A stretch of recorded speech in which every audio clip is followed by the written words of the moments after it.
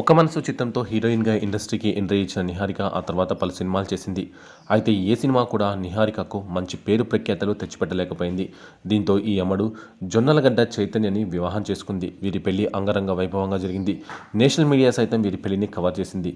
అంటే ఏ రేంజ్లో వీరి పెళ్లి జరిగిందో అర్థం చేసుకోవచ్చు. అయితే కొన్నాళ్ల పాటు ఎంతో అన్యోన్యంగా ఉన్న ఈ జంట ఇటీవల విడాకుల ప్రకటన చేసి అందరికీ పెద్ద షాక్ ఇచ్చారు. విడాకుల ప్రకటన తర్వాత నిహారిక ఈ విషయంపై పలు సందర్భాల్లో ప్రస్తావిస్తూ వస్తోంది. ఈ క్రమంలోనే నిహారిక వ్యక్తిగత జీవితానికి సంబంధించిన విషయాల ద్వారా వార్తలు కూడా నిలుస్తోంది.